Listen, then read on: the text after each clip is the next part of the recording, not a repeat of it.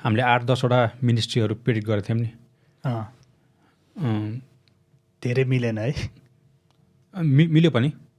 अब लिस्ट हेर्दा जान्न छिटो। हुन्छ। प्राइम मिनिस्टर त बालेन शाह त्यो कन्फर्म नै थियो पहिलेबाट पनि। त्यसमा चाहिँ बालेन शाह प्राइम मिनिस्टर मात्र नभई उद्योग मन्त्री त्यसपछि रक्षा मन्त्री पनि भएको छ। उद्योग मन्त्री किन लियो उसले उद्योग मन्त्रीको? अब रक्षा मन्त्री त ठिकै छ, डिफेन्स मिनिस्टर। उद्योग मन्त्रीको लागि रिक्वेस्ट गरेको अमरेश कुमार सिंह उसले चाहिँ म बन्दैन भनिदियो। त्यसपछि बालेन शाहले म आफै राख्छु भनेर अहिले चाहिँ आफूले राखिरहेछ। त्यो त अझै पनि कसैलाई पास गर्न सक्यो भने दिने चान्स छ अझै पनि छ। तर यिनीहरूले चाहिँ मन्त्रीमण्डल चाहिँ घटाउने कुरा गरिरहेको थियो पहिला पनि, सायद बढाउँदैन होला योभन्दा धेरै। अब गृहमन्त्री को हुन्छ भन्ने कुरा त कसैलाई पनि थाहा छैन। अब मैले चाहिँ प्रेडिक्ट गरेको अब डिपी अर्याल हो। डिपी अर्याल भएन, त्यसपछि रवि लामिछाने हुने कुरा भएन फेरि। अहिले चाहिँ यो चाहिँ अनएक्सपेक्टेड नै हो। सुदन गुरुङ उसलाई लास्ट मिनटमा ऊ आफै पनि सरप्राइज भएको भन्ने कुरा नै आएको थियो नि त। हामीले सुनेको चाहिँ त्यही हो। उसलाई आफूलाई थाहा रहन्छ होइन। बालेन शाहले रेडी भएर बस्नु, एउटा मन्त्रालय दिन्छु भनेको रहेछ। उसले चाहिँ दौरा सुरुवाल लगाएर अब जाँदाखेरि चाहिँ गृहमन्त्री भन्दा आफै सक नै भएको भने सुनेको थिएँ मैले चाहिँ। दौरा सुरुवाल भन्दा पनि ऊ त आफ्नै गुरुङ पोसाकमै गएको थियो होइन र? कि शपथ लिने बेला चाहिँ दौरा सुरुवालमा। रक्षा मन्त्री राजु पाण्डे भनेको भएन। अहिले पनि अब रक्षा मन्त्री हेर्ने चाहिँ अब प्रधानमन्त्री नै हेर्ने कुरा आयो। त्यो पनि ठिकै हो। अर्थमन्त्री त ग्यारेन्टी नै थियो स्वर्णिम गगले। स्वास्थ्य मन्त्री हामीले प्रेडिक्ट गरेको तोसीमा कार्की र लेखचङ थापा। अहिले चाहिँ unexpectedly for the first time I think nursing गरेको मान्छे स्वास्थ्य मन्त्री हुनुभएको छ। फर्स्ट टाइम निशा मेहता उहाँले चाहिँ एमएससी नर्सिङ गर्नुभएको छ अरे। शिक्षा मन्त्री हामीले प्रेडिक्ट गरेको थियौँ शिशिर खनाल हुनुभयो। सस्मित पोखरेल हुनुभयो अहिले। उहाँ चाहिँ अहिले शिक्षा तथा खेलकुद मन्त्री हुनुभएको छ। उहाँले कामहरू गर्न खोज्नु भइरहेछ। कुनै कामहरू भइरहेको पनि छ, राम्रो पनि भइरहेछ। कुनैमा कन्ट्रोभर्सी पनि आइरहेछ। जस्तै अब यो जुन चाहिँ ब्रिज कोर्स हटाउने भन्नुभएको छ नि, त्यसमा चाहिँ कन्ट्रोभर्सी आइरहेछ। ओके। के छ यसमा तिम्रो ओपिनियन? यसमा चाहिँ 10 पछि चाहिँ यो चाहिँ अनरेजिस्टर्ड ब्रिज कोर्सहरू चलाउने मान्छेहरू छ नि, त्यो चाहिँ तिनीहरूले चाहिँ अति नै धेरै पैसा वसुल्ने मान्छेहरू, अब स्टुडेन्टहरूलाई धेरै नै प्रेसराइज गर्ने भएको भएर सायद यो प्रेसर रिलिज गर्नलाई पनि हटाएको होला 10 पछि 11 पढ्दाखेरि। त्यो त इन्डिभिजुअल डिसिजन मेकिङ होइन। जस्तो मैले चाहिँ पढिनँ कहिले पनि ब्रिज कोर्स होइन। त्यो त मेरो चोइस थियो, मैले पढिनँ। त्यस्तै अरूले पनि आफ्नै पर्सनल डिसिजन लिन सक्थ्यो नि त। कति मान्छेलाई त ब्रिज कोर्स गर्न जरुरी पनि छ नि त। जस्तो उनीहरूको चाहिँ इयर 10मा राम्रोसँग प्रिपरेसन गर्न नपाएको हुनाले उनीहरूलाई 11 राम्रो स्कुलमा पढ्छु भनेर आफूलाई प्रिपेयर गर्न मन लाग्यो भनेदेखि त उनीहरू जान पाएन ब्रिज कोर्समा। किन सरकारले हस्तक्षेप गर्नुपर्ने कारण त्यस्तो थियो र? जान पायो, तर अहिलेको अवस्थामा चाहिँ के भइरहेछ भनेपछि रेजिस्टरले ठिक छ, तर रेजिस्टरले पनि के गरिरहेछ भनेपछि मनमानी पैसा वसुली गर्ने, त्यो राम्रो होइन नि त। अनि स्टुडेन्टहरूलाई प्रेसर, स्टुडेन्टहरूले भर्खर अब 10 पास गरेर आइरहेको हुन्छ, अलिकति भने रिलिफ पाइरहेको हुन्छ होइन। अब कति घरको प्रेसर हुन्छ, कति के प्रेसर भइरहेको हुन्छ होइन। त्यसले गर्दा ब्रिजको जोइन गर्नुपर्ने त्यो भइरहेछ। अब रेजिस्टर गरेर राम्रोसँग सञ्चालन गर्दा हुन्छ। तर सरकारले हस्तक्षेप गरेर बन्दै गर्नुहुन्छ भने तिमी पनि छैन खासै? छैन, किनभनेपछि तिनीहरूले अब एक्स्ट्रा पढ्नु खोज्छ भने पढ्नु राम्रै हो पढ्दाखेरि नि। ठिक छ। अनि यसले अर्को के पनि जनाउँछ भनेपछि हाम्रो एजुकेसन सिस्टम चाहिँ कति नराम्रो छ भन्ने कुरा हो कि मान्छेहरू 10बाट 11 पढ्दाखेरि स्ट्रगल गर्नुपर्छ कि ब्रिज कोर्स पढ्नै पर्ने हो र भने होइन। त्यो त ब्रिज कोर्स तर कसैलाई पढ्न मन लाग्यो भने उसले पढ्न पाउनु पऱ्यो। कुनै स्टुडेन्टहरूको ठिक छ, तिनीहरूको पढाइ खासै राम्रो छैन है, त्यसलाई अब मेन्टेन गर्नलाई ब्रिज कोर्स पढ्नु पऱ्यो। ओके, पढे ठिक छ होइन। तर धेरै जस्तो स्टुडेन्टहरू जुन चाहिँ टपरै हुन्छ, अब स्कुल टप हुन्छ, जिल्ला टप हुन्छ, तिनीहरूले पनि प्रेसरमा आएर ब्रिज कोर्स पढ्नु परिरहेछ कि। त्यो भने चाहिँ अब हाम्रो यो स्कुलिङ चाहिँ नराम्रो हो जस्तो लाग्यो मलाई अलिकति जुन चाहिँ हुन्छ नलेजहरू नपाएको स्टुडेन्टहरूले अफकोर्स बेस नराम्रो भएको होइन त्यही भएर किनभनेपछि फर्दर स्टडी गर्नलाई त्यति ब्रिज कोर्स पढेर फर्दर स्टडी गर्नुपर्छ भन्ने मलाई लाग्दैन स्कुलहरूलाई क्रिटिसाइज गर्ने ठाउँ त धेरै हुन्छ उनीहरू पनि अब एसएलसीमा मार्किङ मतलब इयर 10मा मार्किङ कस्तो आउँछ भन्नेमै फोकस छ उनीहरू चाहिँ उनीहरूको स्टुडेन्टको प्र्याक्टिकल स्किल डेभलप गराउनु भन्दा पनि मार्किङ लिएर आएर आफ्नो स्कुलको एउटा पोजिसन हुन्छ नि त आफ्नो कम्युनिटीमा पनि मैले अहिले रिसेन्टली क्लास 8को रिजल्ट हेरेँ होइन 31%, 21% त्यस्तो छ रिजल्ट के पास पर्सेन्टेज कस्तो छ होला स्टुडेन्टको हालत हेर न त्यहाँ किन त्यति थोरै छैन अब सक्दैन अब स्टुडेन्टहरूले त्यो पढाइ नै राम्रोसँग गर्न सक्दैन त्यो अन्डरस्ट्यान्डिङ लेभलै छैन बेस नै राम्रो छैन होइन त्यो भन्ने बित्तिकै अब जति पढे पनि स्टुडेन्टले चाहिँ त्यो मेन्टेन गर्न सक्दैन आफ्नो लेभल हाम्रो म स्कुल पढ्ने बेला मलाई याद छ कि क्वेसन घुमाएर आयो भन्थ्यो कि हाम्रो बेलामा चाहिँ होइन त्यो किन त्यस्तो अब क्वेसन घुमाएर आउने बित्तिकै एन्सर दिन नसक्ने कि त्यही क्वेसन मात्रै पढेर गएको भएर त्यो घुमाएर आउने बित्तिकै होइन एन्सर दिन नसक्ने अवस्था हो त स्टुडेन्टहरूको त्यो त सबै बुझेर पढ्नु पऱ्यो नि होइन र त्यही बुझाइ नै छैन कि पढाउने तरिका चाहिँ कस्तो छ नि घोक्ने त्यसपछि अब अहिले स्कुलमा के छ भने चाहिँ निरन्तरता भन्ने हुन्छ कि गभर्मेन्टले एउटा पेपर हुन्छ त्यो पेपरमा कस्तो छ भने चाहिँ तिमीले रेगुलर स्टुडेन्ट अटेन्डेन्ट भएको छ भने होइन पास भयो कि त्यो पास गर्नै पऱ्यो स्टुडेन्टले रेगुलर अटेन्ड गरेको छ भन्दैमा होइन तिनीहरूको पढाइको लेभल स्तर के छ त्यो हेर्नु पर्दैन भने हुनुपर्ने चाहिँ के जस्तो लाग्छ भनेपछि मलाई टिचरको मात्र होइन स्टुडेन्ट टिचर त्यसपछि आउँछ यो अभिभावकहरू होइन सबैजना बसेर राम्रोसँग कुरा सल्लाह चाहिँ गर्नुपर्छ यसमा चाहिँ कसरी जाने स्टुडेन्ट के छ रेगुलर स्टुडेन्टलाई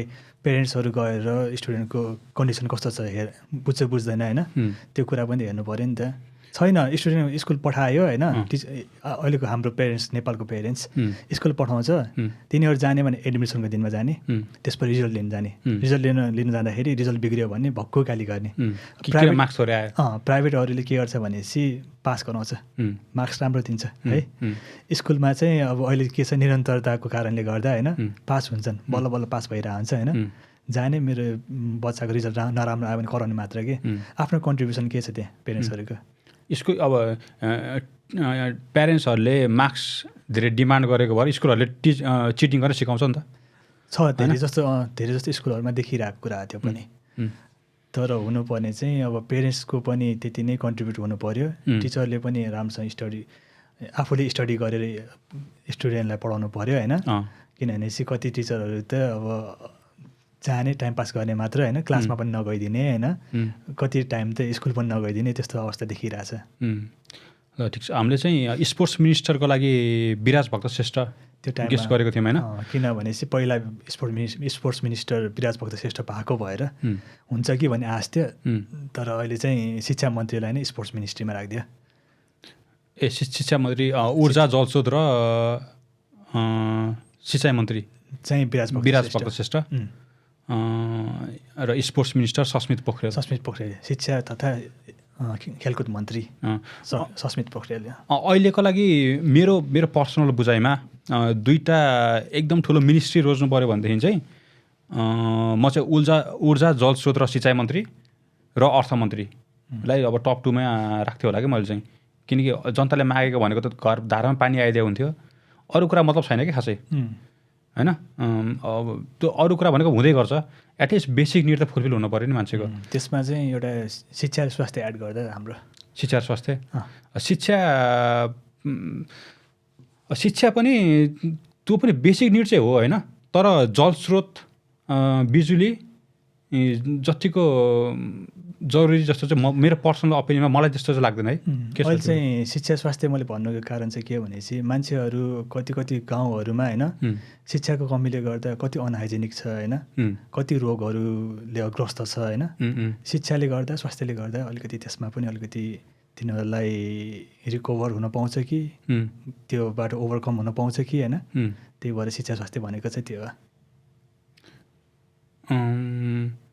कुन डायटहरू खाने नखाने थाहा नभएको डायटहरू त्यो त सहरमै पढे लेखेको मान्छेलाई पनि थाहा छैन हो कति कुराहरू के खाने नखाने भन्ने कुरा टोइलेट गयो अथवा खेतबारीमा काम गर्यो भनेर हात धुनुपर्छ पनि थाहा छैन, साबुन पानीले आरामसँग हात धुनुपर्छ पनि थाहा छैन।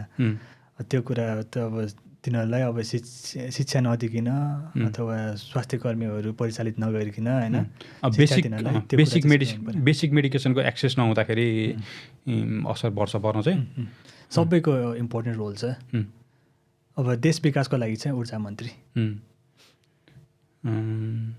अर्को कानुन मन्त्रीमा हामीले गेस गरेको सोभिता गौतम कानुनको स्टुडेन्ट भएको भएर होइन उहाँले चाहिँ राम्रै गर्नुहुन्छ। महिला बाल विकास र विकास मन्त्रीमा हामीले रन्जु दर्शना या आशिका तामाङ मध्ये एकजना हुनुहुन्छ होला भन्ने गेस गरेका थियौँ, तर चाहिँ सीताबादीलाई किन राखियो उनलाई यो रोलमा? उहाँ चाहिँ सायद कर्णालीको हुनुहुन्छ होइन, अनि त्यो समुदायबाट यो यस्तो मन्त्रालयमा आउने भने पहिलो व्यक्ति हो। त्यो समुदायबाट उहाँको अब जुन चाहिँ फ्यामिली ब्याकग्राउन्ड पनि धेरै नै दयनीय अवस्थाको थियो पहिला सुन्दाखेरि हामीले होइन। त्यही भएर अहिलेको लागि चाहिँ राम्रै जस्तो लाग्छ मलाई, किनभने समावेशी पनि हुनु पर्यो होइन। हाम्रो अहिले वेस्टतिर चाहिँ डाइभर्सिटी हायर भन्छ नि, त्यो चाहिँ डाइभर्स भएको बेसिसमा मात्रै उसलाई हायर गरेको हो कि उसको स्किल पनि छ। ओके, अब यो नयाँ मन्त्रीमण्डल गठन भए लगत्तै एक दुईवटा अलिकति अब निजर्क रियाक्सन भन्ने कि अब उनीहरूको पब्लिसिटी स्टन्ट भन्ने कि अब जेन्युइन जस्टिसको लागि फाइट गरेको भन्ने होइन।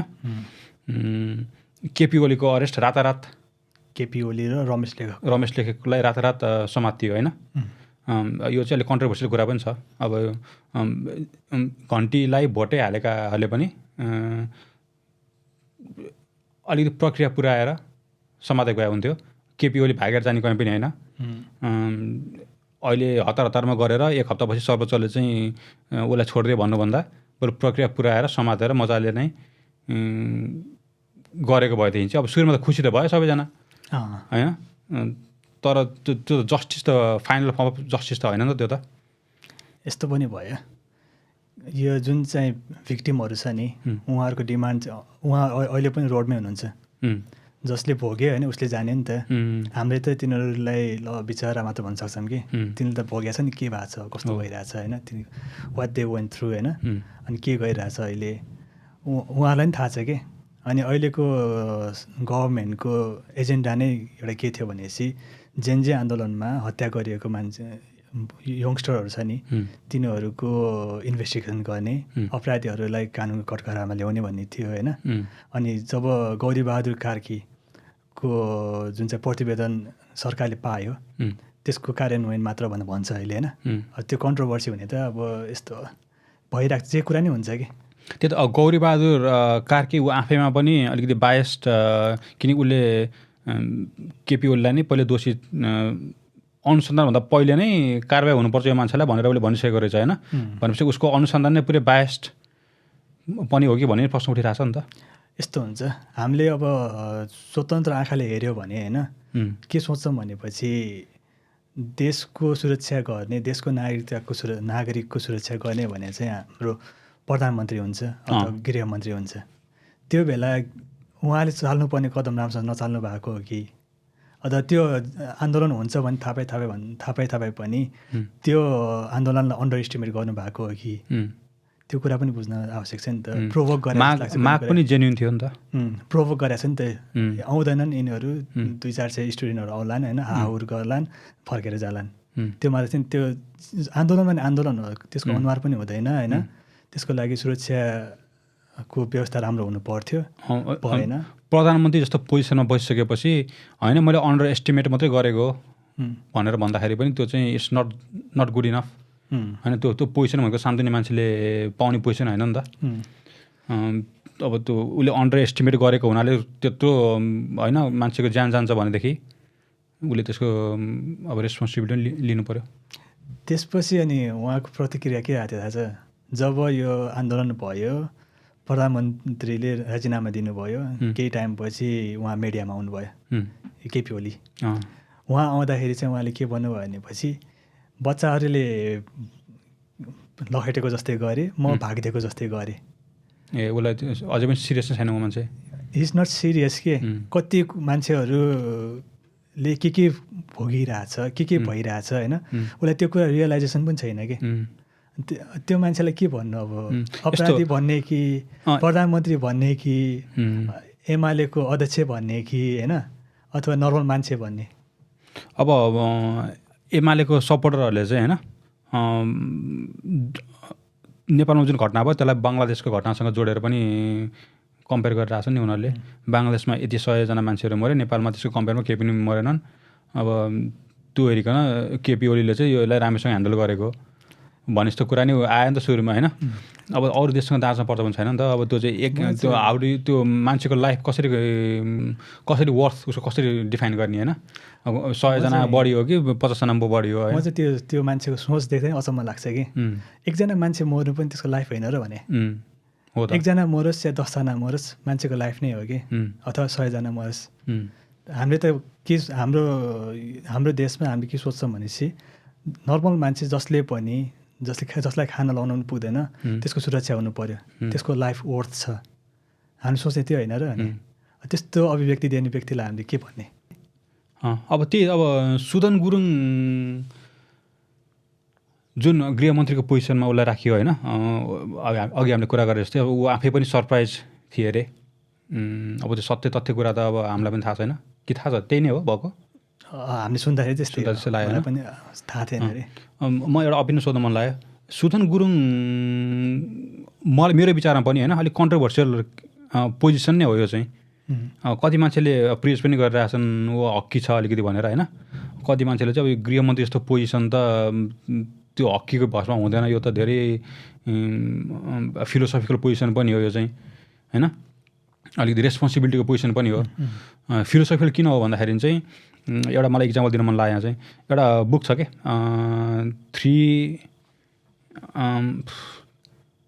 थ्री फेलनिज अ डे भन्ने बुक छ कि एउटा होइन। त्यो बुकको प्रेमिस नै के हो भनेदेखि चाहिँ हाम्रो लजहरू यति ब्रोडली लेखिएको छ कि होइन, त्यसलाई चाहिँ डिफाइन गर्ने भनेदेखि चाहिँ हरेकजना मान्छेले चाहिँ यो चाहिँ युएस बेस्ड बुक हो, तर यो चाहिँ जेनरल वेस्टमिन्स्टर सिस्टम र सबै ठाउँमा लागु हुन्छ कि हरेक मान्छेले दिनमा 3वटा फेडरल क्राइमहरू कमिट गरिराखेको छ भन्छ कि त्यो बुकले चाहिँ होइन। त्यसले त्यो बुकभरि उसले त्यही जस्टिफाई गर्न खोजिरहेछ कि यो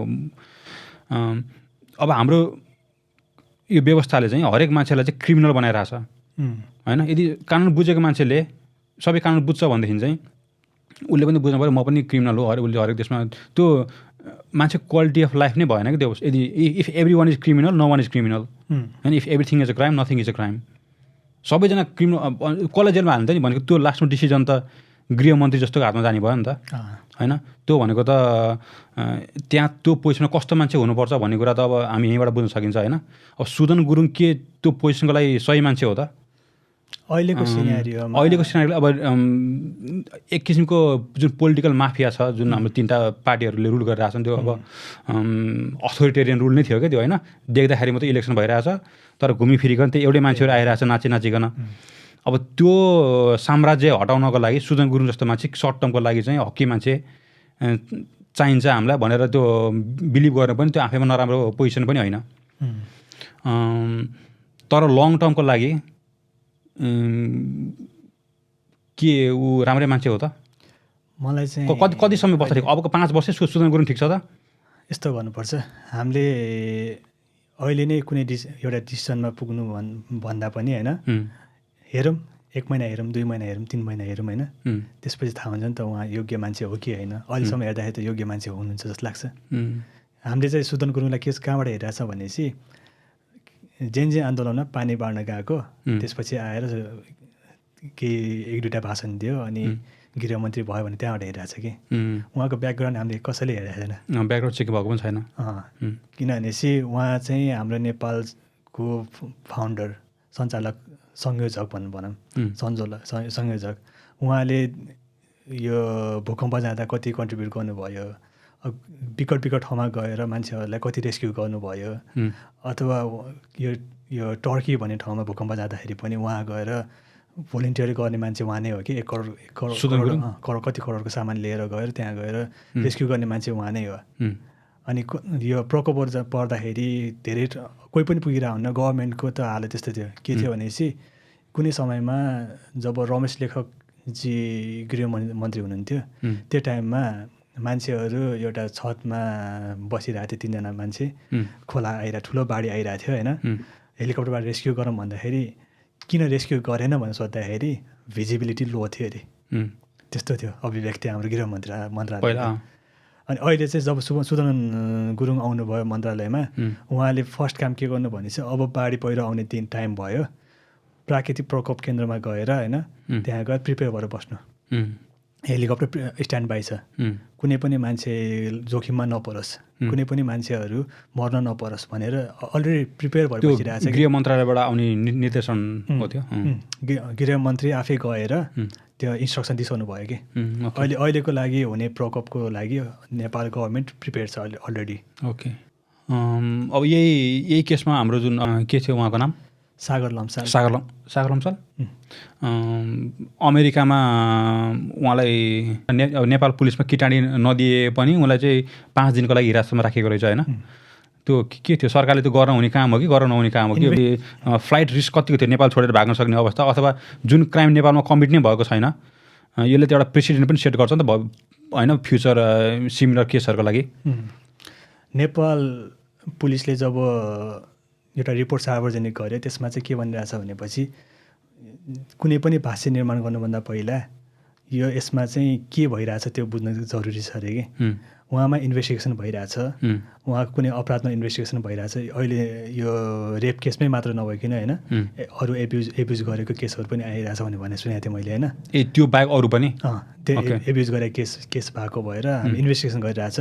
जस्ट कस्टडीमा हुनुहुन्छ, जेलमै गएको होइन इन्भेस्टिगेसन हुन दिउँ, अब 4-5 दिन अब के आउँछ कन्क्लुजन होइन।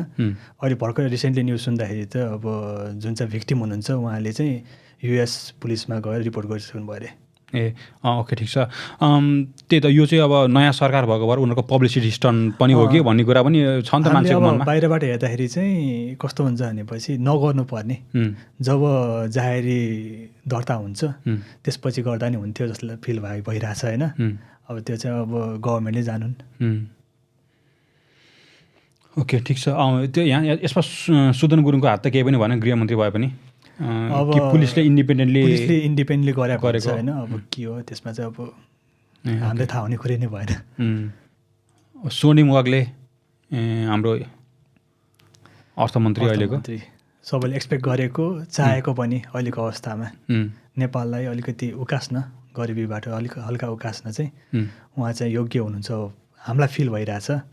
उहाँको कार्य सम्पादन हेर्न बाँकी नै छ, गरिरहनु भएको छ, कोलाबोरेसनहरू गरिरहनु भएको छ सबैसँग होइन। निजी कम्पनीहरूसँग पनि कोलाबोरेसन भइरहेछ। अनि अहिले रिसेन्टली सुन्नमा के आइरहेछ भनेपछि निजी कम्पनीहरूसँग कोलाबोरेसन गरेर यो जुन चाहिँ हाम्रो बन्द भएको उद्योगहरू खोल्ने कुरा पनि भइरहेछ। सरकारी ओन्ड कार्यालयहरू के भन्छ अरे फ्याक्ट्रिजहरू जुन चाहिँ नेपालमा भएको भए कुनै टाइममा कति कम्पनीहरू घाटामा थियो, कुनै कम्पनीहरू नाफामा पनि थियो होइन। बन्द गर्नुभन्दा चलाउने डिफ्रेन्ट वेबाट चलाएको भए पनि हुन्थ्यो, निजी कम्पनीहरूको सहायताले चलाएको भए पनि हुन्थ्यो होइन। जसले गर्दा धेरै मान्छेहरू अनइम्प्लोइड भए अनि त्यसले गर्दा अब यो बेरोजगारको बेरोजगार हुन्छ नि, बेरोजगारी बढ्दै गयो अनि नेपालहरू विदेशिने क्रम चाहिँ झन् बढ्दै गयो। यो सरकारले उद्योगहरू चलाउनु राम्रो आइडिया हो र? किनकि सरकार त एकदमै इनिफिसियन्ट हुन्छ नि अब, किनकि सरकारी कर्मचारीलाई त्यहाँ राम्रो गर्नुपर्छ भनेर कुनै इन्सेन्टिभ नै छैन कि। तर प्राइभेट कम्पनीलाई त आफ्नोले लगानी गरेको छ अनि जबको ग्यारेन्टी हुँदैन प्राइभेट कम्पनीमा। के हो उनीहरूले चाहिँ अर्को इम्प्लोइभन्दा राम्रो काम गर्नु पऱ्यो होइन, नभए उसलाई फायर गर्न सकिन्छ। अब सरकारी फ्याक्ट्रिजमा त जब ग्यारेन्टी भयो, एक्चुअली जब पाएपछि त्यसलाई निकाल्न सक्ने त्यो सरकारले निकाल्दैन, त्यो थाहै जागिर हो नि त।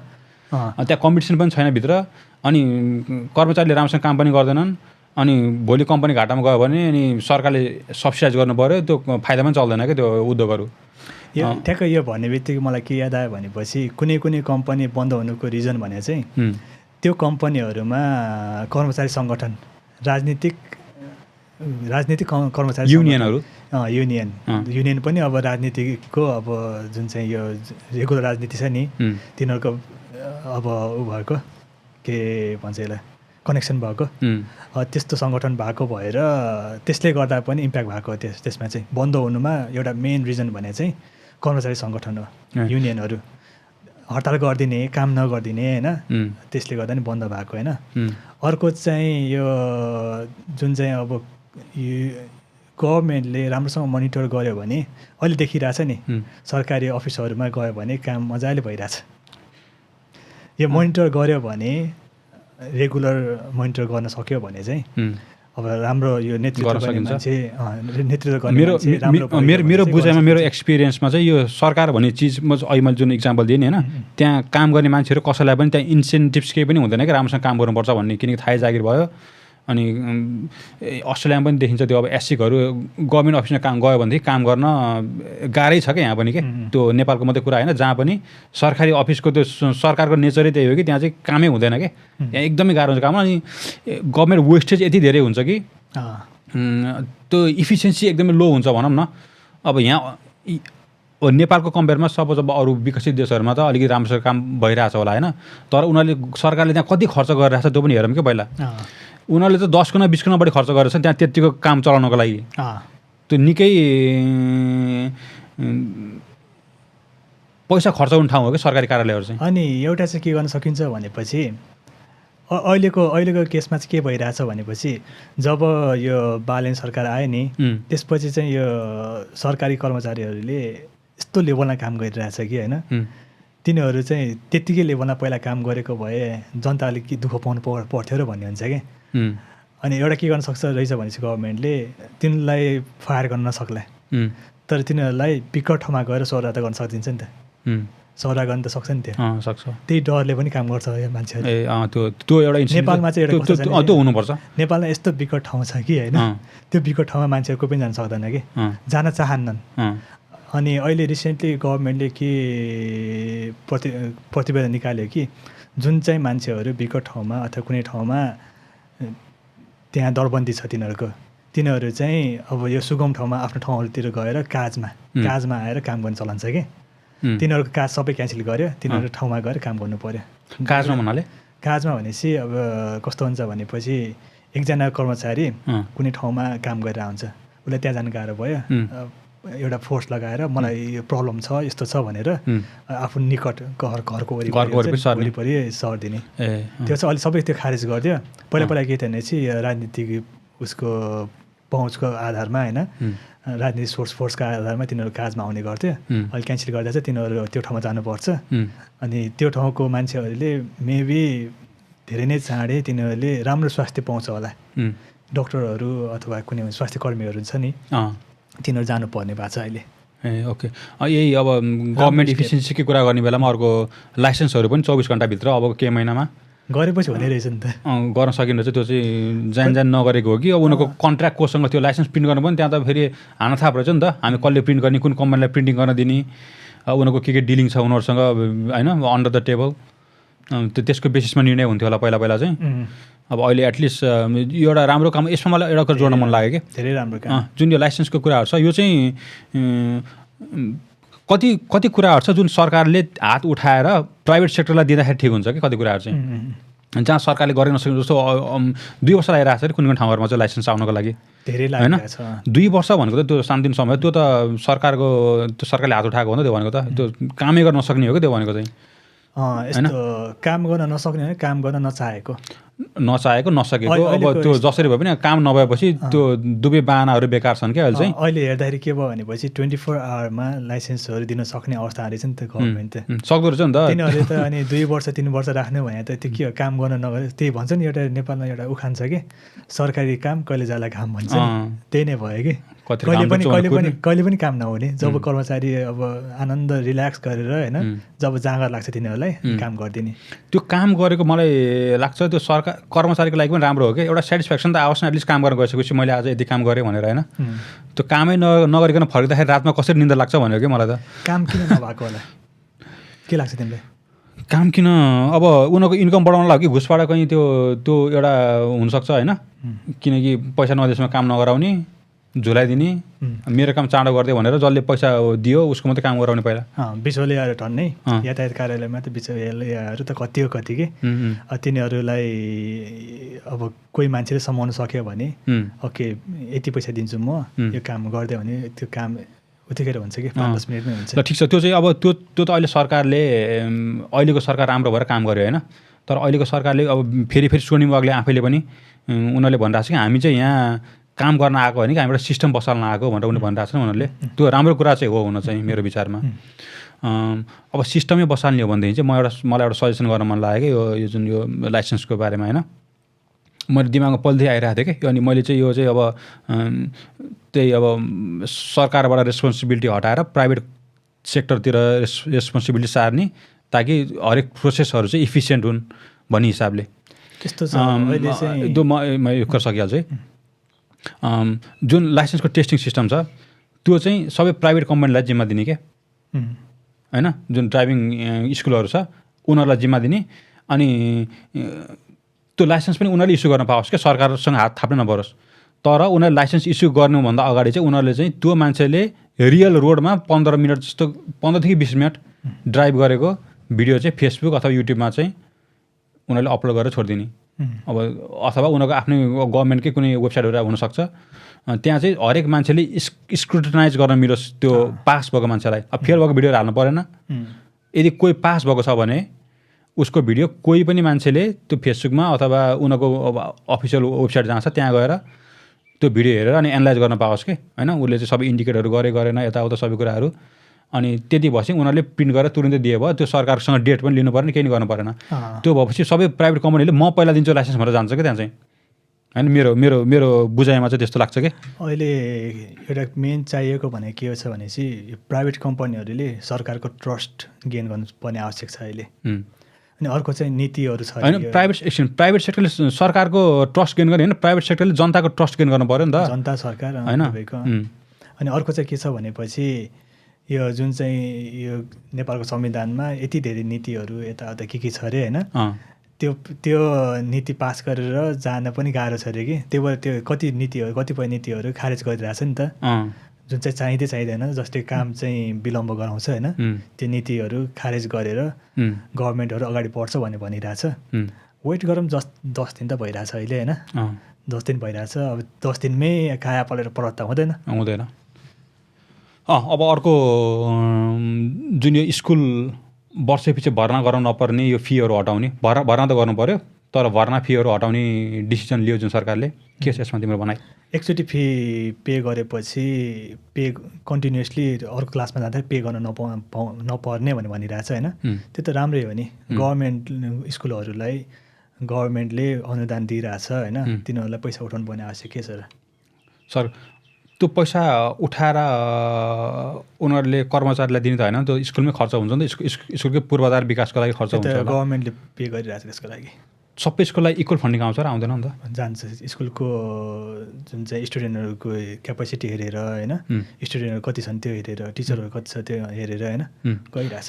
यो प्राइभेटमा पनि स्कुल भर्ना फी हटाउने कुरा भएको कि पब्लिकमा? प्राइभेटमा सुन्दाखेरि प्राइभेटमा पनि भनिरहेछ होइन। त प्राइभेटको केसमा चाहिँ अब तिनीहरूले अब टिचरहरूलाई कसरी पे गर्ने, तिनीहरूको पूर्वाधार निर्माण कसरी गर्ने होइन, त्यो पनि हेर्नुपर्छ। अलिकति एउटा जुन चाहिँ अमाउन्ट छ नि फिक्स राखिदिने, कम अमाउन्ट जुन चाहिँ अफोर्डेबल अमाउन्ट छ त्यो राखिदिने, त्यसरी मिल्छ कि सायद। मेरो विचारमा चाहिँ सरकारले हस्तक्षेप नगरेकै राम्रो प्राइभेट स्कुलहरूको लागि चाहिँ, किनकि प्राइभेट स्कुलहरूले त ट्याक्स पनि तिरिरहेछ नि त एक्स्ट्रा होइन। ट्याक्स तिरिरहेछ, देख्दाखेरि टाढाबाट हेर्दाखेरि ट्याक्स तिरिरहेछ होइन, तर त्योभन्दा धेरै ट्याक्स लुकाइरहेछ भन्ने कुरा आइरहेछ कि। लुकाउनु त अब जस्तै एउटा कलेज स्टुडेन्ट, नर्मल स्टुडेन्टले 1 देखि 10 सम्म पढ्दाखेरि कति स्कुलहरूले त तिनीहरूले एडमिसन फी भन्ने लिन्छ, कति लाखौँ लिन्छ होइन। त्यसपछि हजारौँ रुपियाँ ऊ चाहिँ मन्थली फी, त्यसरी गर्न लाग्यो भने त त्यो त राम्रो पनि होइन कसरी लुकायो त ट्याक्स चाहिँ त्यो त अडिटिङ हुन्छ स्कुलहरू सब देखाउने बेला त्यही त देखाउने बेला एउटा देखाउने अमाउन्ट देखाउने होइन त्यो पैसा चाहिँ लुकाउनलाई त त्यति गाह्रो पनि छैन मलाई थाहा छ अब अडिटिङ पनि त्यो अलिकति अब ग्रे एरियामा पर्छ होइन अब अडिटरहरू आउने बेलामा चाहिँ बोले उनीहरूलाई चाहिँ चिया सिया दिने यो गर्ने हामीलाई चाहिँ अलिकति लुजली हेर्दै भन्ने त्यहाँ पनि अन्डर द टेबल काम पनि हुन्छ होला अन्डर द टेबल चाहिँ काम भइरहेछ होइन त्यो भएर अहिलेको लागि चाहिँ मलाई चाहिँ अब यो प्राइभेट स्कुल सरकारी स्कुल भन्दा नि अब कम्पिटिसन हुनु लागि राम्रो हो होइन कम्पिट गर्न सक्नु पऱ्यो अहिले चाहिँ कस्तो अवस्था छ भनेपछि सायद काठमाडौँ महानगरपालिका भन्दा अरू ठाउँको स्कुलहरूले यो प्राइभेट स्कुलहरूलाई कम्पिट गर्नै गाह्रो छ सक्दै सक्दैन काठमाडौँ महानगरपालिकामा त अहिले रिसेन्टली होइन धेरै काम भयो होइन स्टुडेन्टहरूलाई ट्रेनिङहरू त्यही अनुसार दियो पढाइको तरिका चेन्ज गर्यो होइन त्यो भएर राम्रो भइरहेछ तर गाउँतिर होइन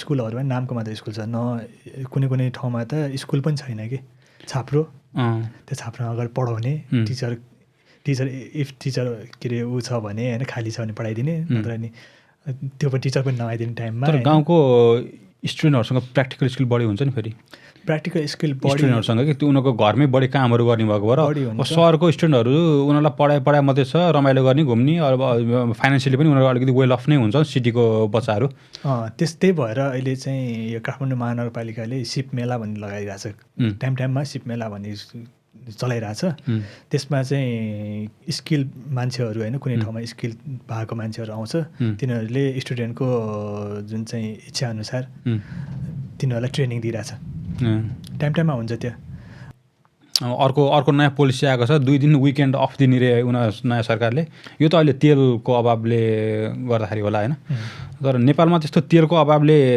अफ नै गर्न पनि जरुरत छ र अहिले मान्छे चाहिँ कम्प्लिटली यो के अरे यो भेहिकलहरूमा डिपेन्ड हुने भएको छ जस्तै 10-15 मिटर हिँडेर पुग्ने ठाउँमा पनि मान्छेहरू तिनीहरूले प्रिफर गर्ने भने बाइकमा जाने भन्छ होइन मोटर बाइकहरू युज गर्ने अथवा पब्लिक ट्रान्सपोर्टेसनहरू युज गर्ने गरिरहेको छैन त्यसले गर्दा चाहिँ प्राइभेट भेहिकलहरू बढी युज हुने पब्लिक भन्दा नि अब प्राइभेटहरू धेरै युज भइरहेको हुन्छ त्यसले गर्दा यो तेलहरू धेरै कन्ज्युम हुने भएको भएर यो गरेको अहिले होइन तर फ्युचरमा पनि राम्रै हो किनभने नेपाल जस्तो देशमा यो जुन चाहिँ इम्पोर्ट गरेको कुरा जस्तै पेट्रोल डिजेलहरू जति कम भयो त्यति राम्रो होइन र त्यो त अनि गभर्मेन्टले लागि पनि राम्रो इकोनोमीको लागि पनि राम्रो हो नि त यो 2 days अफ त सरकारी कार्यालयमा मात्रै होला नि त फेरि प्राइभेट ब्याङ्कहरू त अहिले चाहिँ ब्याङ्कहरू पनि अफ भइरहेछ होइन तिनीहरू चाहिँ उनीहरूले सरकारले म्यान्डेट गराइदिएको कि अथवा उनीहरूले आफैले सरकारको डिसिजन म्याच गर्नको लागि फलो गर्नको लागि यस्तो पनि होला सायद सरकारको डिसिजन म्याच गर्नको लागि होला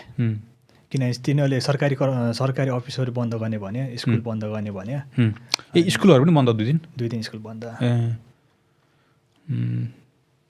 अब सबै देशहरूमा अब यो अहिलेको यो तेस्रो विश्वयुद्धले तेलको अभाव भइरहँदा मेलबर्नमा पनि 1 महिना पब्लिक ट्रान्सपोर्टहरू फ्री गरेको छ मेलबर्नमा पनि अब फ्री भन्ने कुरा त केही पनि हुँदैन होइन त्यो पैसा कहीँ न कहीँबाट आउनु पऱ्यो यहाँको गभर्मेन्टले चाहिँ यहाँ 1 महिनाको लागि चाहिँ त्यो राहत उनीहरूको लागि पब्लिसिटी स्टन्ट हो त्यो चाहिँ अब इलेक्सन आउनु लागिरहेछ जनताको लागि त राम्रै हो जनताको लागि चाहिँ 1 महिना राम्रै भयो अब तेलको मूल्य बढेछ अब सपोज $1.5बाट अलमोस्ट $3 भयो अरे सपोज होइन त्यहाँ त जिएसटी त 10% हो नि त भनेको 1.5मा सपोज रफली कति हुने भयो 1.5मा 15% 1.5% नै हुन्छ कि है लगभग 15% जस्तो होइन हाराहारीमा होइन अब त्यति जिएसटी हुन्छ नि त अब त्यही तेल चाहिँ बढेर $3 हुँदाखेरि चाहिँ डबल भयो नि त सरकारलाई त महँगी बढेको फाइदा छ नि त किनकि उनीहरूलाई जति बढी महँगी भयो उति बढी ट्याक्स कलेक्ट हुने भयो नि उनीहरूलाई त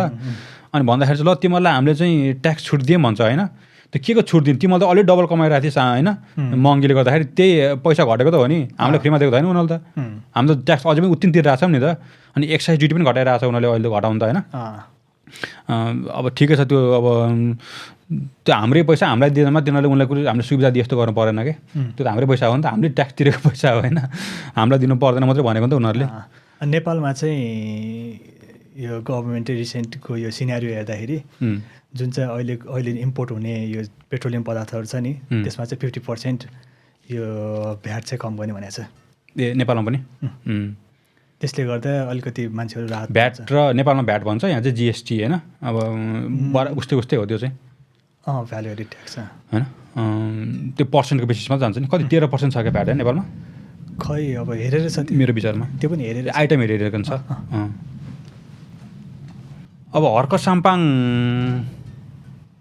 के ऊ अपोजिसनमा छन् हर्क साम्पाङ होइन अपोजिसन होइन अब लास्ट टाइम एउटा चित्त नबुझेको कुरा चाहिँ के छ भनेपछि जब कोशी प्रदेशको सांसदहरू मुख्यमन्त्रीहरू यिनीहरूलाई प्रधानमन्त्रीले बोलाउनु भयो त्यति बेला हर्क साम्पाङ जानु भएन चित्त नबुझेको कुरा प्रधानमन्त्री बोलाएको कारण चाहिँ त्यो ठाउँमा कोशी प्रदेशमा के छ प्रब्लमहरू तपाईँहरूको एजेन्डाहरू के छ डिस्कस गरौँ होइन के गर्न सकिन्छ त्यसमा डिस्कस गरौँ भन्ने कुरा गर्दाखेरि हर्क साम्पाङले यस्तो कुराहरू हामी प्रधानमन्त्रीसँग गर्छ हामी त संसदमा गएर राख्ने कुरा भन्ने कुरा गर्नुभयो त्यो कुरा चाहिँ चित्त बुझेन संसदमा हर्क साम्पाङले कति टाइम पाउनुहुन्छ होला बोल्न अनि जब प्राइम मिनिस्टरले जुन चाहिँ कार्यकारी हुनुहुन्छ होइन उहाँले बोलाएर ठाउँको प्रब्लम भन्नु भन्दाखेरि नभन्ने मान्छे कति घमण्ड हो कि के हो घमण्ड नै जस्तो लाग्यो नि होइन र भने घमण्ड मान्छे उसको अब हर्क साम्पाङ पनि अब कन्ट्रोभर्सियल फिगर नै हुनु अब हरेक पोलिटिसियन हुनु होइन एक किसिमले त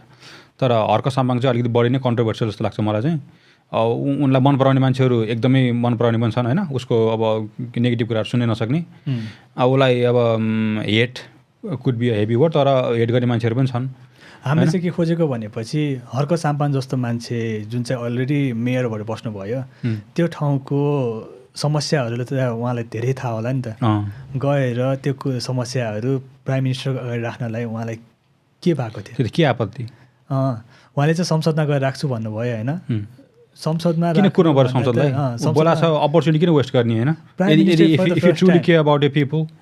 इन नेपाल होइन फर द फर्स्ट टाइम त्यो प्राइम मिनिस्टरले चाहिँ के गर्यो भनेपछि प्रत्येक प्रदेशको मान्छेहरूलाई सम्बन्धित मान्छे सांसद अथवा मुख्यमन्त्रीहरूलाई बोलाएर त्यो ठाउँको समस्यामा डिस्कस गर्नु भने त त्यो त राम्रो कुरा होइन र भने नेपालको हिस्ट्रीमा यो अहिलेसम्म भएको जस्तो मलाई लाग्दैन जेन्युनली बोलाएको पनि जस्तो देखिन्छ नि त साँच्चै कुराहरू बुझ्न लागि अनि हर्क साम्पाङको र बालेनको कहिले ठाकठुक पर्थ्यो र अनलाइनमा कहिले के यस्तो कि बालेन नबोल्ने यताबाट चाहिँ एकतर्फी आइरहेको थियो हर्क साम्पाङले चाहिँ कटाक्ष गरिराख्ने त्यो गरिराख्ने हो तर नराम्रो पनि भन्दैन त्यो भने चाहिँ मान्छेलाई पुस गर्ने कि हुन्छ नि अगाडि बढ्नलाई हुन्छ नि अझ पेट्रोल थप्यो भने अगाडि बढ्यो नि त मान्छे त्यही भएर पनि त्यो चाहिँ ठिक छ गर्नु पाउनु भयो मान्छे नराम्रै पनि होस् चाहिँ मलाई लाग्दैन हर्क साम्पाङ होइन ऊ जेन्युनली मान्छेलाई हेल्प गर्नमा अब पब्लिसिटी स्टन्ट पनि छ उसको अफकोर्स होइन अब ऊ चाहिँ कुनै पनि पोलिटिकल पार्टी रिप्रेजेन्ट नगरिकन इलेक्सन जितेर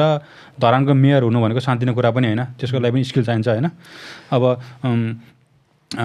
पोलिटिकल पार्टीमा गएर पैसा खुवाएर यति अब झोले बनेर अनि उनीहरूसँगै पार्टीले जे आदेश दिन्छ त्यही काम गर्नुभन्दा त इन्डिपेन्डेन्ट भएपछि कसैसँग कसै ऋण नलिकन उसले काम गरेको त राम्रो हो होइन त्यो पोजिसनमा यतिकै होइन पुग्न सक्दैन कोही पनि मान्छेहरू उसको राम्रो पक्षहरू पनि छ धेरै राम्रो कुराहरू छ किनभनेपछि श्रमदानको कन्सेप्ट उहाँले लिनुभयो होइन गरिराख्नु भएको छ ठाउँ श्रमदानहरू गर्नुभएको छ त्यसपछि त्यो चाहिँ एकदमै युनिक कन्सेप्ट पनि हो श्रमदानको चाहिँ यस्तो धेरै यस्तो अब बाहिर श्रमदान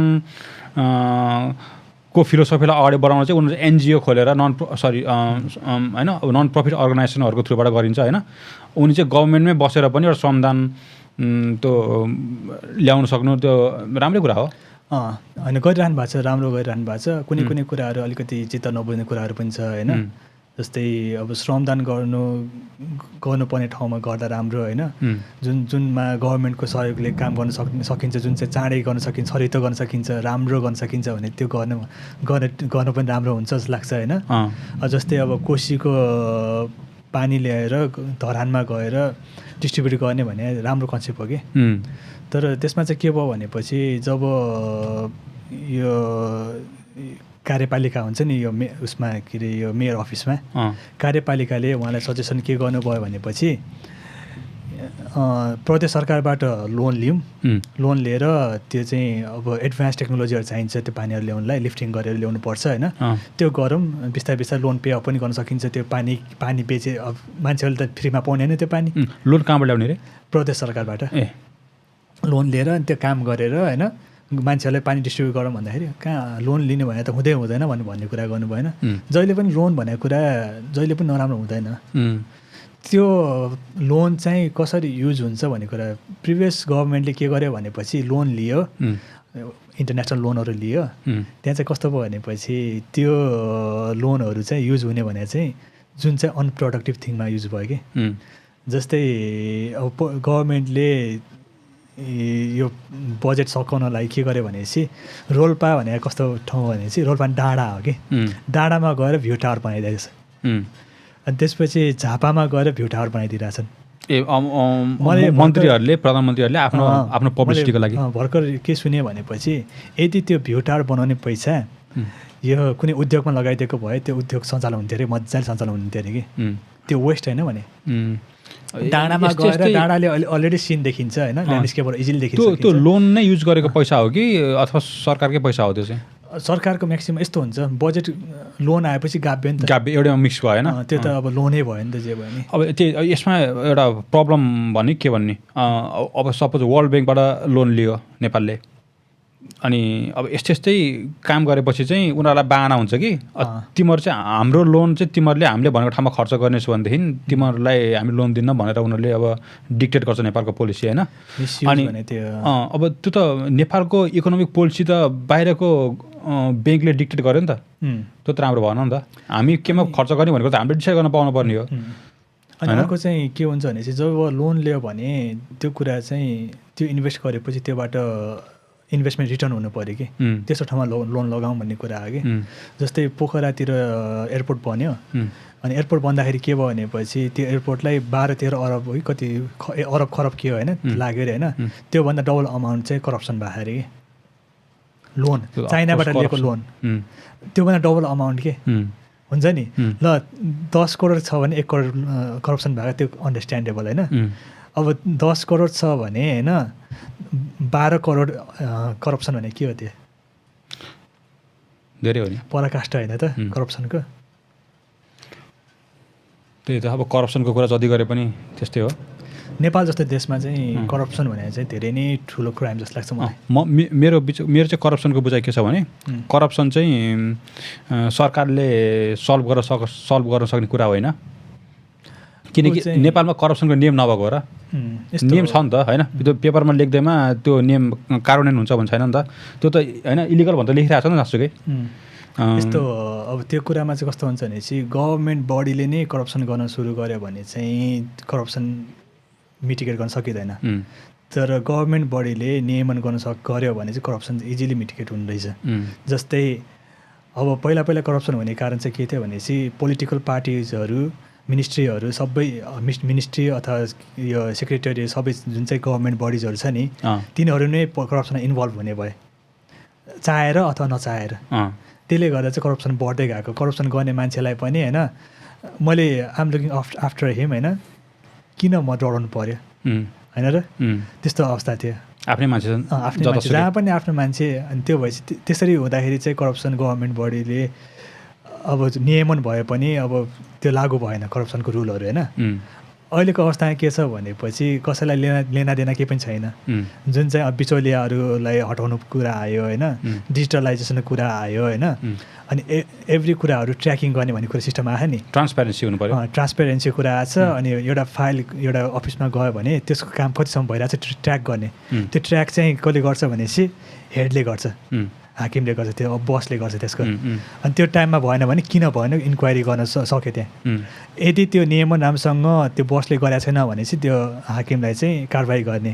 अनि अर्को नियम के आएको छ भनेपछि यदि कर्मचारीहरूले घुस खाएको थाहा पायो भने त्यसको कारवाही चाहिँ यो उसले गर्ने, हाकिमलाई गर्ने, त्यो नियम आएको छ क्या अहिले। त्यसले गर्दा पनि नियम राम्रोसँग गर्ने भयो नि त, त्यसले त स्क्रुटिनाइज गर्ने हो नि त उसलाई, त्यो गर्न चाहिँ गऱ्यो। हाकिमको रोल नै त्यही त हो नि होइन, उसको म्यानेजमेन्ट गर्नु पऱ्यो, उसले त्यहाँभित्र के चुहावट भएको छ कि छैन, इफिसियन्सी हेर्नु पऱ्यो आफ्नो अर्गनाइजेसनको।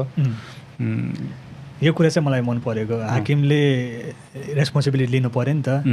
उसले गर्न सकेको छैन, त्यसमा कर्मचारीहरूले भ्रष्टाचार गरिरहेछ भने हाकिमलाई इन्क्वायरी गर्नु पऱ्यो, किन तैँले राम्रोसँग हेरेनस्, तेरो गल्ती भएन यो भन्ने। त्यो चाहिँ हेरौँ अब कस्तो हुन्छ। कुन छ त्यस्तो एकदमै बढी घुसखोरी अर्गनाइजेसनहरू कुन छ? मतलब गभर्मेन्ट बडिजहरू कुन छ? एकदम मालपोत सबभन्दा बढी, सबभन्दा धेरै मालपोत शाखा, त्यसपछि यातायात भयो, मालपोत र यातायात यिनीहरू सबभन्दा सडकहरू होइन जताकतै छ कि कहाँ कहाँ छैन भन्ने।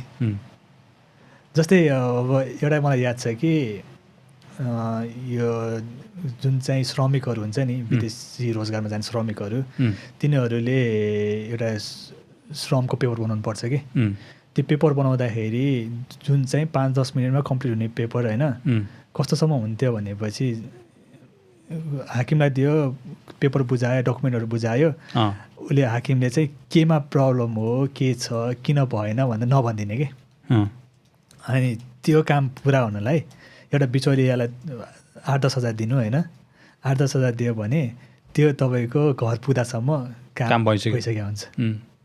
त्यस्तो छ कि अब के भन्ने त्यसलाई। त्यो यस्तो अब करप्सनको कुरा चाहिँ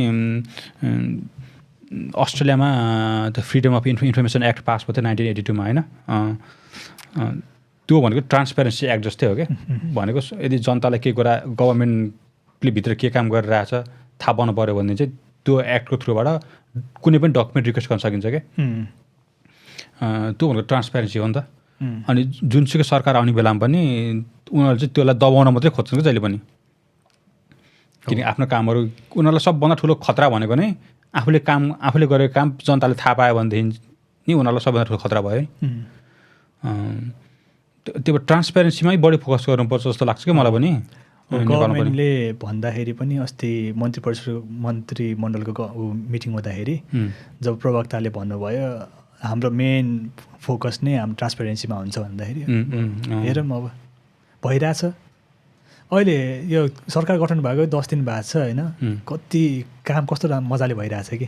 सरकारी अफिसमा जानु पहिला यो कर्मचारीहरू ढिलो गइदिने आधा घन्टा 10 मिनट आधा घन्टा भनेर त्यति नर्मल थियो कि त्यो थियो। अहिले चाहिँ त्यो टाइमभन्दा 5 मिनट अगाडि यो कर्मचारीहरू त्यहाँ काममा गइसकेको हुन्छ कि पुगिसकेको हुन्छ कि। अर्को कुरा पनि त्यही नै हो। अर्को पनि 5 मिनट अगाडि पुग्नुपर्छ भन्ने। हर्क साम्पाङले चाहिँ यो पार्लियामेन्टको केसमा गर्नुभएको पार्लियामेन्टमा चाहिँ सांसदहरू ढिलो आउनुभयो भन्ने कुरा गर्नुभएको थियो। 5 मिनट अगाडि आउँदा राम्रो भन्नुभएको छ। राम्रो हो तर सबै सांसद जानुपर्छ भन्ने पनि छैन नि त आफ्नो एजेन्डा हेरेर। सरकारी अफिसमा यो लन्च ब्रेकहरू पनि सिफ्ट अनुसार गर्नुपर्ने भन्ने कुरा नै आइरहेको छ। कहिले एउटा याद छ कि मलाई हामी जब पास आउट हुन्छ होइन डकुमेन्ट लिन हामी बल्खु जानु पर्थ्यो पहिला पास आउट भन्नाले ब्याचलरहरू मास्टर्सहरू पास गऱ्यो भने सर्टिफिकेटहरू लिन जाँदाखेरि बल्खु कार्यालय छ नि त्यहाँ जानु पर्थ्यो। त्यहाँ चाहिँ के भन्थ्यो भनेपछि 12 बजे पुग्यो भने चाहिँ 1 घन्टा 2 घन्टा कुर्नु पर्थ्यो कि किनभनेपछि तिनीहरू कर्मचारीहरू ब्रेकमा जानुपर्ने। अहिले चाहिँ के भएको छ भनेपछि गभर्मेन्टले नयाँ रुल के ल्यायो भनेपछि सिफ्ट बेसमा होइन कर्मचारीहरू ब्रेकमा जाने काम कमन सेन्सको कुरा हो नि त। काम गरिराख्छ होइन एकजना ब्रेकमा जान्छ आफ्नो लन्च खान्छ आउँछ होइन अर्को जान्छ पालो गरिदिने कि त्यो राम्रो हो नि त।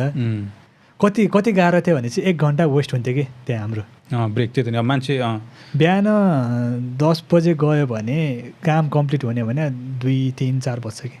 अब त्यो गभर्मेन्ट इफिसियन्सीको कुरा गर्दाखेरि अब जुन हप्तामा 2 दिन छुट्टी दिने कुरा गऱ्यौँ सरकारले।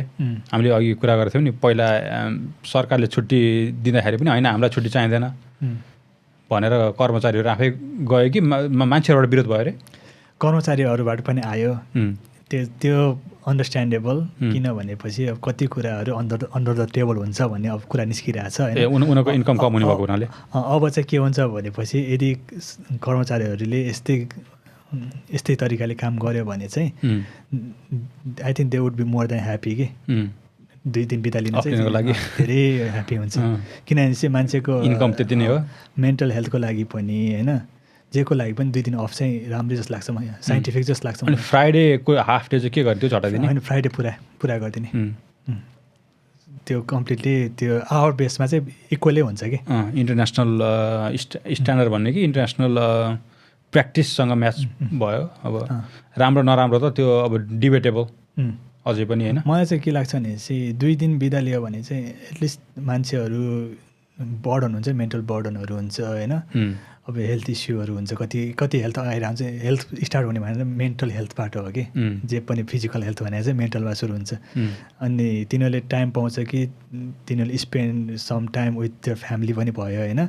अनि त्यसपछि एउटा क्वालिटी अफ लाइफ हुने भयो कि तिनीहरूको। त्यही त अब जहाँसुकै 5 दिन काम गरेर सबै काम हुन्छ अरे होइन। नेपालमा चाहिँ 6 दिन काम गर्दाखेरि पनि कामै भएन अरे। अब के अर्थ 7 दिन काम गरे पनि 1 दिन बढाउने के अर्थ छैन नि त। बरु 4 दिन गरोस् एटलिस्ट भएको आफूले मान्छेले चाहेको काम सरकारसँग चाहेको कामहरू फर्म भर्ने होस् लाइसेन्स लिने होस् त्यो काम टाइममा बनेदेखि त कसैलाई मतलब छैन कि उनीहरू 1 दिन मात्रै काम गरोस् न, घरबाटै काम गरोस् जहाँसुकै काम गरोस् होइन। लाइसेन्स चाहिएको छ मलाई म टेस्ट दिएर पास भएर म लाइसेन्स लिन्छु भन्ने हो भनेदेखि त जहाँसुकै जसरी सुकै होस् काम मतलब भएन क्या मान्छेलाई जति छुट्टी लियोस् होइन काम हुनु पऱ्यो। त्यो चाहिँ अब at the end of the day भइरहेछ होइन। अब यो चाहिँ अहिले यो पेट्रोलको प्रब्लमले गर्दा पनि यो 2 दिन अफ दिएको आफ्टर सम टाइम अब यो चाहिँ प्रब्लम सल्भ भएपछि सायद त्यो कन्टिन्यू गर्दै ठिक जस्तो लाग्छ मलाई चाहिँ। ठिक छ, जानुभन्दा पहिला एउटा अर्को जुन आन्दोलन आउँदैछ एमालेको मात्रै हो र? एमालेको काङ्ग्रेसले चाहिँ के भन्छ भनेपछि हामीले चाहिँ न्यायालयको डिसिजनलाई सम्मान गर्छौँ, न्याय प्रक्रियामा जानुपर्छ भन्ने भन्छ। त्यो काङ्ग्रेस कसको नेतृत्वमा भनेको कुरा हो त्यो? यो चाहिँ उसको गगन थापाको। गगन थापाले हो? उसले पार्टी छोडेको छैन अझै पनि? पार्टी होइन मतलब चाहिँ अध्यक्ष पद सभापतिको पदबाट चाहिँ राजीनामा दिएको स्वीकृति भएन। तर अहिले चाहिँ अब पार्टीभित्रै अब यो किचोलो भइरहेछ को के हुने। शेरबहादुर पक्ष भन्ने छ, फेरि यता गगन पक्ष भन्ने छ होइन। शेरबहादुर पक्षहरूले के भन्छ पूर्णबहादुर खड्कालाई प्राइम मिनिस्टर यो सभापति बनाउने भन्छ होइन। अनि यो गाह्रो छ, यो धेरै नै किचोलो छ होइन। यो यस्तै भयो भने चाहिँ काङ्ग्रेस पार्टीभित्र धेरै गाह्रो छ यो युनाइट हुन। अब यो आन्दोलन चाहिँ कसरी ह्यान्डल गर्ला अब आउने सरकारले? उनीहरूले पनि जेनजी को नाममा जसरी विद्रोह भन्ने कि आन्दोलन भन्ने कि जसरी बुझिरहेछन् मान्छेहरूले होइन। अबको सरकारले चाहिँ त्यो हुन नदिनलाई अब कति पुसब्याक गर्ने, गोली चलाउने नचलाउने, गोली चलाउने कि फेरि अब राष्ट्रिय संरचनाहरू चलाउन दिने। अब योभन्दा पहिलाको सरकारलाई जुन क्रिटिसाइज भएको थियो होइन, अब उनीहरू पनि त्यही क्रिटिसिजमको शिकार हुने हुन् कि? यस्तो हुन्छ, आन्दोलन भन्दैमा गभर्मेन्टले अन्डर एस्टिमेट गर्नु भएन एउटा सुरक्षा। तर फेरि रिसोर्स कहिलेकाहीँ त्यो त अब अन्डर एस्टिमेट भनेको त नेग्लिजेन्स होइन नि त। अनि सुरक्षाकर्मीहरू चाहिँ चाहिने भन्दा धेरै नै परिचालन गर्ने अर्को। तर अब हुने आन्दोलन छ त्यसमा चाहिँ यो अगेन्स्टमा चाहिँ यो जुन चाहिँ इन्डिपेन्डेन्ट मान्छेहरू छन् नि, जस्तै जेनजीकै पहिलाको मान्छेहरू छ, स्टुडेन्टहरू छ होइन, अथवा युवाहरू छ, उहाँहरू नै प्रतिकारमा उत्रिनुहुन्छ। अनि त्यही भएर अहिले आन्दोलन भनेर चाहिँ यो एमाले गर्नु खोजेको आन्दोलन चाहिँ धेरै नै गाह्रो छ अहिले।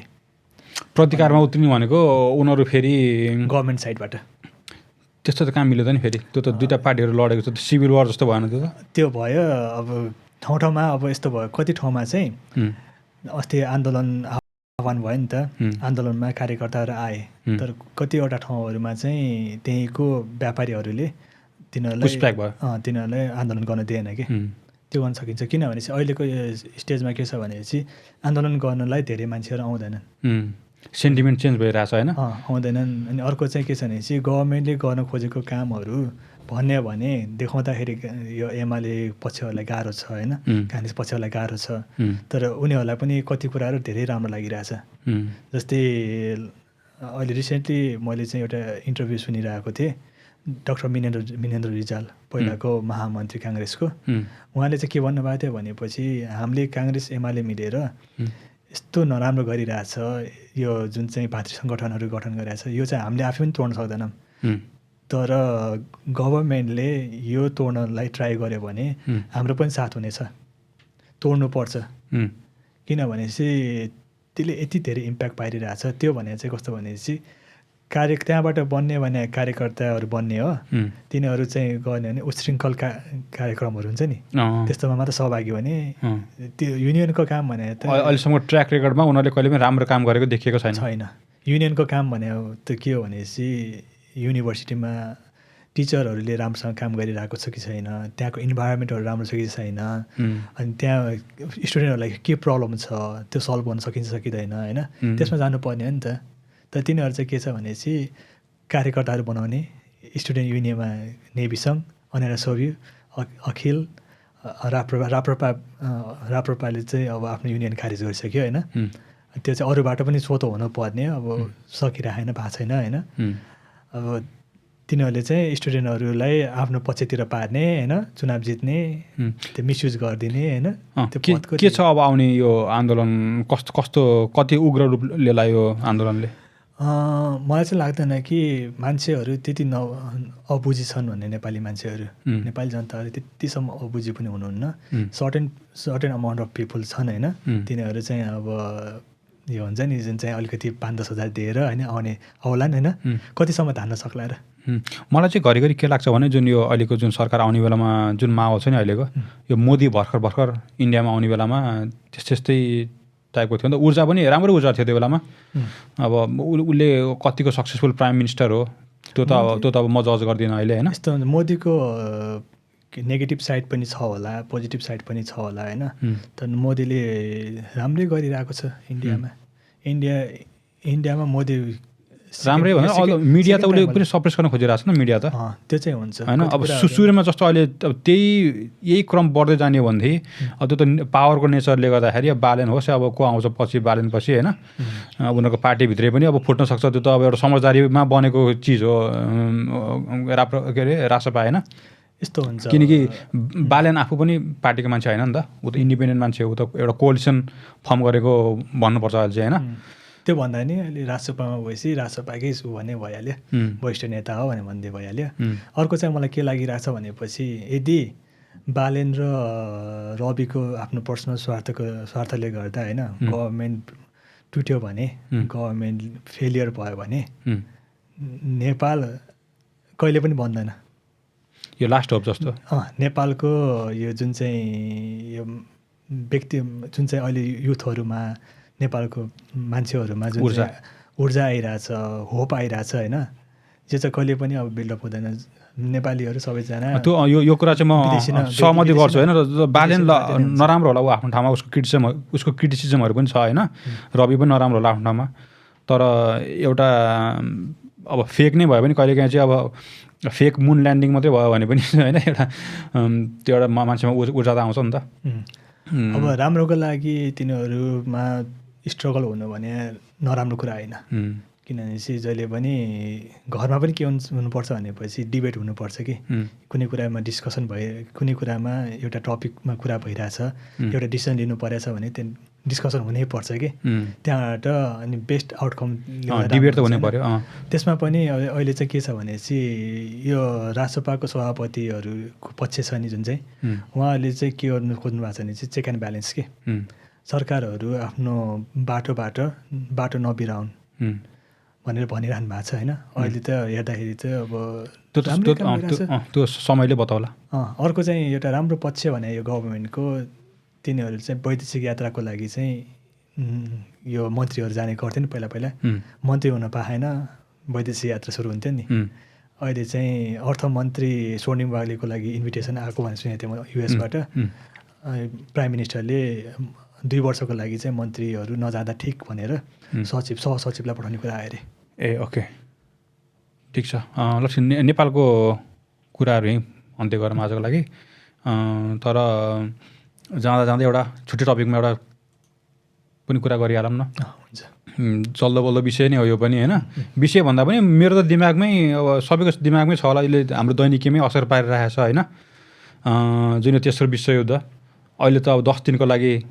सिज फायर सम्झौता भएको छ इरान र अमेरिका बिचमा त्यहाँ पो भइरहेछ तर लेबनानमा त हानिरहेछ त इजरायलले लेबनानमा चाहिँ इजरायलले हानिरहेछ उनीहरू चाहिँ मानेको छैन अब उता हाने पनि हामीलाई फरक पर्ने नपर्ने विषयमा चाहिँ अब जुन नाका खुलेको छ तेल पास हुनको लागि अब त्यो 10 दिनको लागि कति पास होला त्यहाँ अब त्यो अन्तर्राष्ट्रिय दबाब नआओस् भनेर सायद ट्रम्प अग्री गरेको होला त्यो यो डिसिजनको लागि के छ तिम्रो विचार कतिसम्म जाला के छ तिम्रो आफ्नो पर्सनल यो चाहिँ स्टप हुँदैन वार मलाई जहाँसम्म लाग्छ हुन्छ नै हुन्छ जबसम्म एउटा कन्ट्री सो तिम्रो एस्टिमेट कतिसम्म छ बेस्ट केस सिनारियो र वर्स्ट केस सिनारियोमा तिम्रो आफ्नो पर्सनल ओपिनियन चाहिँ के हो मलाई चाहिँ के लाग्छ भनेपछि यो वारको केसमा चाहिँ 10 दिनको लागि सिज फायर भएन, यो चाहिँ 100% अन्तर्राष्ट्रिय दबाब नै हो, किनभने चाहिँ त्यसले गर्दा जुनै पनि कन्ट्रीलाई इम्प्याक्ट गरेछ कि। अनि मलाई जहाँसम्म लाग्छ यो वार 10 दिनपछि सुरु भयो भने चाहिँ जबसम्म यो कुनै यो एक कन्ट्री डिस्ट्रोय हुँदैन नि तबसम्म स्टप हुँदैन। त्यो हुने बित्तिकै अब अरू इन्भल्भमेन्ट हुन्छ। अनि कस्तो हास्यास्पद कुरा छ नि त, 10 दिनसम्म चाहिँ नआएर 11 दिनबाट फेरि बम हान्न सुरु गरिहाल्ने हो त फेरि, होइन? के हो त्यो देशको प्लान चाहिँ? के चाहिँ होइन अब यो 9 दिनमै हान्ने कि 8औँ दिनमै हान्ने हो कि बम पनि? मलाई त जहाँसम्म लाग्छ यो 10 दिन पनि वेट गर्छ जस्तो लाग्दैन। 10 दिन पुग्दैन होला यो चाहिँ, मलाई त्यस्तो लागिरहेको छ। किनभनेपछि मान्छेहरूलाई यति फ्रस्ट्रेसन छ। अब यो जुन चाहिँ लिडरहरूको इगो, म त इगो नै भन्छु, इगो नै हो। अब इगो भने चाहिँ अब ठुलो कन्ट्री हुने बित्तिकै होइन त्यो इगोले गर्दा यस्तो भइरहेछ। हामी हार्न सक्दैन भनिन्छ उनीहरूलाई। त्यो छ, तर धेरै नै ठुलो विध्वंसता हुन्छ जस्तो लाग्छ मलाई चाहिँ। हेरौँ अब बिस्तारै मलाई जहाँसम्म लाग्छ अब जसले सपोर्ट गरिरहेको छ युएसलाई त्यसले नै विरोध गर्छ जस्तो लागिरहेछ। भन्नाले कसले सपोर्ट गरिरहेको छ युएसलाई? अहिले जहाँबाट भइरहेछ नि, हुने त युएसबाट अट्याक भएको त होइन नि त, हुने त त्यो नजिकको ठाउँबाट अट्याक भइरहेछ नि त। तिनीहरू नै सायद रिटालिएट गर्छ कि फेरि। उनीहरूले त अमेरिकालाई आफ्नो एयर स्पेस नै युज गर्न नदिने भन्ने कुरा आइसक्यो होइन। अब इरानले निकै राम्रो गेम खेल्यो यहाँ चाहिँ। इरान चाहिँ म धेरै नै खतरा माने। इरानले अब उनीहरू एकदमै के भन्छ अन्डरडग जस्तो हो भन्ने कि अब अमेरिकनहरूले पनि इरानको लागि रुट गरिरहेको छन् क्या उनीहरूले पनि, होइन? यो हाम्रो देश चाहिँ के हो यस्तो जहाँ जहिले पनि कसो वार सुरु गरेछ, अब यसले जित्दै हुन्थ्यो भनिन्छ क्या इभन अमेरिकनहरूलाई पनि, होइन? त्यो अन्डरडग स्टोरी भयो इरान चाहिँ मेरो बुझाइमा। कति कुरा कन्स्पिरेसी कुराहरू पनि आइरहेछ होइन, जस्तै यो एप्स्टिन फाइल भन्ने छ नि, त्यसको कुरा आइरहेछ, त्यो दबाउन खोजिरहेछ भन्ने आइरहेछ। त्यो त पहिलेदेखि दबाउन खोजिरहेको, तर वारसँग सम्बन्ध छ जस्तो लागेन मलाई त्यो चाहिँ। डिस्ट्र्याक्ट गर्नलाई डिस्ट्र्याक्ट पनि अब फाइलहरू आउने कुरा आइरहेछ, खुलिरहेछ। अब यहाँभन्दा बढी फाइल आएर पनि छ नि त, अझै डकुमेन्टहरू छ आउन पनि, होइन? Almost more than 50% document release नै भएको छैन अझै पनि। कति एउटा रिपोर्ट कति 60,000 कतिको छ अरे होइन, 60,000 पेजको रिपोर्ट। त्यो पेपर पढेर साध्य पनि छैन अरे कि। अनि कसरी मान्छेहरूलाई कसरी पनिस गर्ने होइन, कसरी पढेर त किन साध्य नहुने र अहिले त सबै डकुमेन्ट एआईमा हालिदिएपछि एआईले एनालाइज गरेर आफूलाई सोध्न मन लागेको कुरा क्वेसन सोध्यो भने उसले नै एन्सर दिइहाल्छ, होइन?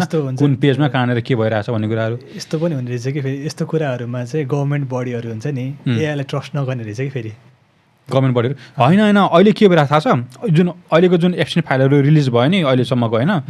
यदि बाँड्छ कि सरकार हरेक डकुमेन्टहरू चाहिँ I am not a robot भनेर पहिला भेरिफाई गर्नु पऱ्यो त्यो, होइन? त्यो क्याप्चा कोडहरू भेरिफाई गरेपछि उसले चाहिँ एउटा इट विल टेक इट यो न्यू ट्याब, त्यहाँबाट बल्ल त्यो एउटा पेज मात्रै डाउनलोड गर्नु पऱ्यो कि त्यहाँबाट, अनि बल्ल त्यसलाई लगेर एनालाइज गर्नु पऱ्यो। किनकि सबै फाइल एउटैमा राखिदियो भनेदेखि त मान्छेले सबैलाई एआईलाई दिइदिन्छ अनि एआईले चाहिँ सबै एनालाइज गर्छ, होइन? त्यहाँ त मिलियन्स अफ डकुमेन्ट्सहरू छ नि त। अनि त्यही एआईसँग चाहिँ नजाओस् भनेर मान्छेहरूले चाहिँ सरकारले त्यो एउटा पेज चाहिँ रोबोटले भेरिफाई मतलब ह्युमन नै हो भनेर भेरिफाई गरेपछि मात्रै डाउनलोड गर्न मिल्यो, होइन?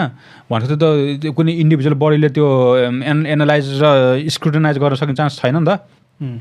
त्यो भएर इन्डिपेन्डेन्ट जर्नलिस्टहरूले एउटा छुट्टै वेबसाइट बनाएर ल तिमीले गरेको डकुमेन्टहरू चाहिँ यहाँ अपलोड गर भनेर अब त्यो एउटा छुट्टै बनाइरहेको छ उनीहरूले। अब यो चाहिँ प्राइभेट इन्भेस्टिगेसन भइरहेको छ यसको चाहिँ, हरेक दिन नयाँ कुराहरू आएको आएछ, एकदमै डिस्टर्बिङ कुराहरू। अब यहाँ कति कुराहरू त भिडियोमा भन्न नआउने कुराहरू पनि छ, होइन? धेरै नै अब यतिसम्म कुरा आयो कि अब बिल गेट्स र एप्स्टिनहरू चाहिँ मिलेर अब कसरी पेन्डेमिक सुरु सायद उनीहरूले सुरु गरेको रहेछ जस्तो देखियो कि त्यहाँ चाहिँ। त्यही कुनै न कुनै एउटा पक्ष छ, होइन? जस्तै कस्तो भनेको छ भनेपछि यो पेन्डेमिकको कुरा चाहिँ कस्तो छ भनेपछि नेचुरल भाइरसले, होइन, कहिले पनि त्यति साह्रो उयो गर्दैन कि, असर गर्दैन कि ह्युमन बडीलाई, गर्छ, होइन? तर त्यस्तो साह्रो पनि हुँदैन।